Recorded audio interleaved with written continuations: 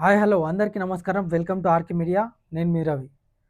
కాంగ్రెస్ ప్రభుత్వం ఇప్పటికే దాదాపు 2.5 సంవత్సరాలు గడుస్తూ ఉంది. ప్రతి నిరుద్యోగి అడిగే ప్రశ్న, లక్ష ఉద్యోగాలు ఎక్కడ? కాంగ్రెస్ ప్రభుత్వం ఏర్పడడానికి ముందు 1,00,000 ఉద్యోగాలు భర్తీ చేస్తాం 2.5 సంవత్సరాల్లో అని చెప్పి రేవంత్ రెడ్డి గారు చెప్పడం జరిగింది. ఆ మాట ప్రకారమే నిరుద్యోగులు, విద్యార్థులు అందరూ కూడా కాంగ్రెస్ ప్రభుత్వానికి ఓటేసి గత బీఆర్ఎస్ ప్రభుత్వాన్ని ఓడించి ఈరోజు కాంగ్రెస్ ప్రభుత్వాన్ని అధికారంలోకి తీసుకొని వచ్చారు. కాంగ్రెస్ ప్రభుత్వం చెప్తున్న మాట, ఇప్పటికే 61,000 ఉద్యోగాలు భర్తీ చేశామని చెప్పి కాంగ్రెస్ ప్రభుత్వం చెప్తా ఉంది. నిజంగానే 61,000 ఉద్యోగాలు ఈరోజు ప్రభుత్వం భర్తీ చేసిందా? ప్రతి నిరుద్యోగి అడుగుతున్న ప్రశ్న ఏంటంటే, ప్రతి నిరుద్యోగి కూడా అడుగుతున్న ప్రశ్న ఏంటంటే, ప్రభుత్వం వచ్చేసి 61,379 ఉద్యోగాలు ఇప్పటి వరకు భర్తీ చేశామని చెప్పి ప్రభుత్వం చెప్తా ఉంది. 2.5 సంవత్సరాలు అంటే జూన్ 2026కి 2.5 సంవత్సరాలు గడుస్తుంది కాంగ్రెస్ ప్రభుత్వం వచ్చి. 2.5 సంవత్సరాలలో 1,00,000 ఉద్యోగాలు భర్తీ చేస్తామని చెప్పి నిరుద్యోగులకు హామీ ఇచ్చింది కాంగ్రెస్ ప్రభుత్వం. ఈ భర్తీ చేసిన ఉద్యోగాలు ఏదైతే ఉన్నాయో 61,379 ఉద్యోగాలు భర్తీ చేశామని ప్రభుత్వం చెప్తా ఉందో అవన్నీ కూడా ఫేక్ అని చెప్పి నిరుద్యోగులు చెప్తా ఉన్నారు. ఈ వీడియోలు కూడా చూడొచ్చు మనం, వాళ్ళు చెప్పే వీడియోలు కూడా.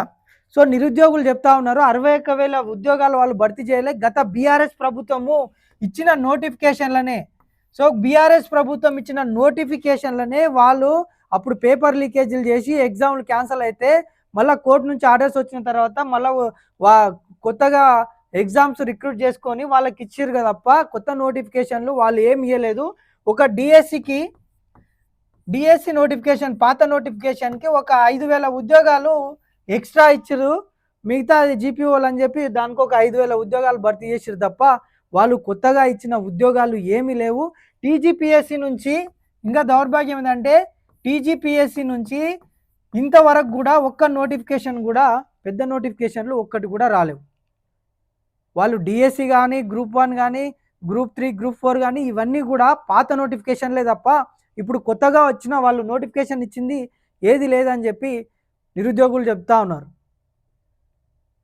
నిరుద్యోగులు అందరూ కూడా అడిగే ప్రశ్న ఏంటంటే, మీరు 1,00,000 ఉద్యోగాలు భర్తీ చేస్తామన్నారు, ఇంకా 30,000 ఉద్యోగాల నోటిఫికేషన్కు మీరు ఎట్లా ఇస్తారు? జూన్ వరకు ఏ విధంగా ఇస్తారు?